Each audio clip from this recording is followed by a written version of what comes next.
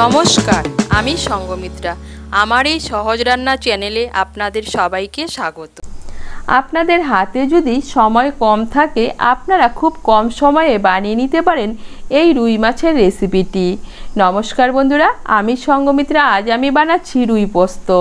আপনাদের যদি এই রেসিপিটি ভালো লাগে তাহলে লাইক এবং শেয়ার করবেন, আর রেসিপিটি কেমন হয়েছে কমেন্ট করে জানাবেন। আরও নতুন নতুন রেসিপি পাওয়ার জন্য চ্যানেলটিকে সাবস্ক্রাইব করে পাশে থাকবেন। ধন্যবাদ। প্রথমেই কড়াই বসিয়েছি, কড়াইতে দিয়ে দিচ্ছি সর্ষের তেল। তেলের পরিমাণটা একটু আমি বেশি নিয়েছি। আমি এই তেলটা দিয়েই পুরো রান্নাটা শেষ করব। তেলটাও গরম হয়ে গিয়েছে। প্রথমে এই তেলের মধ্যে আমি দিয়ে দিচ্ছি কেটে রাখা পেঁয়াজ। এখানে আমি একটা মাঝারি সাইজের পেঁয়াজ কুচি করে কেটে নিয়েছি। এখন এই পেঁয়াজ কুচিটাকে লাল করে ভেজে নেব। পেঁয়াজ কুচিটাকে লাল করে ভেজে নিয়েছি। এখন আমি পেঁয়াজ কুচিটাকে তুলে নিচ্ছি।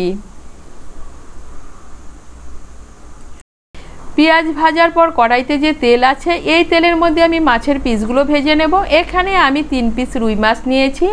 মাছগুলোকে ভালো করে ধুয়ে পরিষ্কার করে নিয়ে এর মধ্যে সামান্য একটু নুন আর সামান্য একটু হলুদ গুঁড়ো মেখে রেখে দিয়েছিলাম। এখন এই তেলের মধ্যে দিয়ে দিচ্ছি মাছগুলো। এখন মাছগুলোকে আমি লাল করে ভেজে নেব। মাছগুলো ভাজা হতে হতে এদিকে আমি একটা মশলার পেস্ট বানিয়ে নেব। তার জন্য নিয়েছি মিক্সির ছোট জার। এর মধ্যে নিয়ে নিচ্ছি 3 টিস্পুন পোস্ত, 4টে কাজু বাদাম আর 4টে পাকা আর কাঁচা লঙ্কা। এগুলো দিয়ে একটা মিহি পেস্ট বানিয়ে নেব। এদিকে দেখুন মাছগুলোকে আমি লাল করে ভেজে নিয়েছি। এখন আমি মাছগুলোকে তুলে নিচ্ছি। মাছ ভাজার পর কড়াইতে যে তেল আছে, এই তেলেই আমি রান্নাটা করব। এর মধ্যে দিয়ে দিচ্ছি একটা শুকনো লঙ্কা আর একটা কাঁচা লঙ্কা।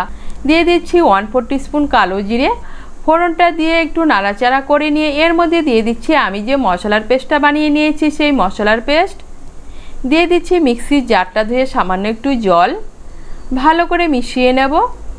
ভালো করে মিশিয়ে নিয়েছি। এখন এর মধ্যে দিয়ে দিচ্ছি 1/4 টিস্পুন হলুদ গুঁড়ো, 1/4 টিস্পুন লঙ্কা গুঁড়ো আর স্বাদ মতো নুন। ভালো করে মিশিয়ে নেব। মিশিয়ে নিয়ে মশলাটাকে ভালো করে কষিয়ে নেব।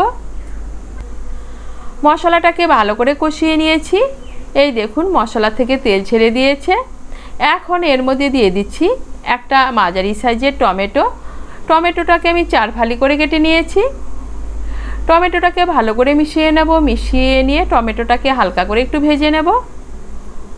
টমেটোটাকে হালকা করে একটু ভেজে নিয়েছি। এখন এর মধ্যে দিয়ে দিচ্ছি জল। আপনারা যেরকম ঝোল খাবেন সেই অনুযায়ী জল দেবেন। আমি এর মধ্যে 1 বাটি জল দিচ্ছি। জলটাকে ভালো করে মিশিয়ে নেব। জলটাকে ভালো করে মিশিয়ে নিয়েছি। এখন ঝোলটাকে ভালো করে ফুটিয়ে নেব। ঝোলটাকে ভালো করে ফুটিয়ে নিয়েছি। এখন এর মধ্যে দিয়ে দিচ্ছি ভেজে রাখা মাছগুলো আর দিয়ে দিচ্ছি চিড়ে রাখা কাঁচা লঙ্কা। ভালো করে মিশিয়ে নেব। ভালো করে মিশিয়ে নিয়েছি। এখন আরও 2-3 মিনিট ঝোলটাকে ফুটিয়ে নেব।